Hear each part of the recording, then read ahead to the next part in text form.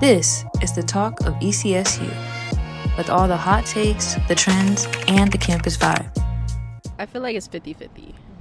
I feel like some people really do need help and like they try to say it and nobody's hearing them, and then some just throw it as an excuse to like get out of stuff. Yes, I do. Is there a reason why? Actually, my roommate had me and my friends used to claim that they were kind of like a TikTok mental health situation. So I bet anything they saw on TikTok, they claimed to have it. What was like the main thing she would say? So I get the ADHD, depression, autism, but it just kept going on and on about just other things, like they were trans, they put a flag up, but they always wear skirts, paint their nails. So it kind of got confusing. And then they just go on about they had bone deficiencies, they can't walk upstairs. It sounded like they had a lot going on. I don't want to say that they didn't have these things or that these things were impacting them, like, but I can totally, I put the patients up, but they said it every day. do you think it impacted, I guess, how they went about life? Like, during school, like, was it an excuse to, like, not be in classes or do work? A lot. Yes, it was. If you could give your advice on anyone who you believe is using it as an excuse, like, what would you say?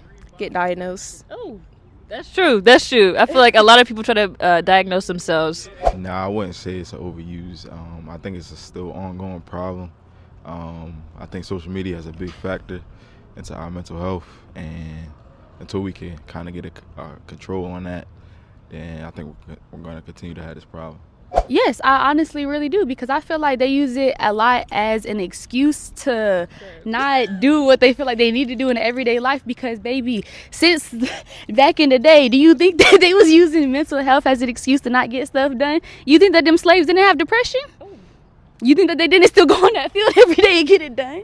Because they did. So I feel like, depression is what it is, and I'm not gonna say I never had it at one point in time, so you don't try to bash me like, oh, she don't know nothing. I do know about it.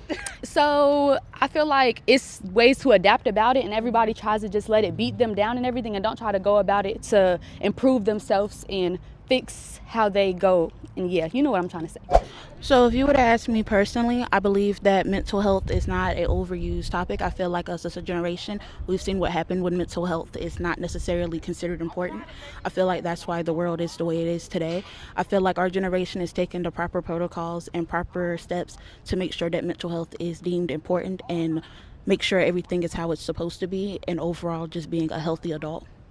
I think people use mental health more like an excuse now for things, but I do think that it is appropriately talked about and perfectly used, if that makes sense. I hope that makes sense. Have you ever used it as an excuse, do you think, or no? Like in high school, I would take like mental health days. Whole time I just really wanted like a nap. So that's like, real. I'm saying like it's used as an excuse. It can be used as an excuse. Okay, new person. Hey guys. Ooh. What's your name? I'm Bianca. Okay, how do you feel? Honestly, I don't think mental health is talked about enough. People are going through it every day, and nobody really talks about it because people like her use it as a joke in a way. When people are actually suffering in silence and nobody really talks about it, especially men. Men go through a lot of mental health, and nobody talks about, especially black men. They don't talk about their feelings a lot, and that's my take on it. Here, thanks. Okay, I agree. I also agree. Yeah.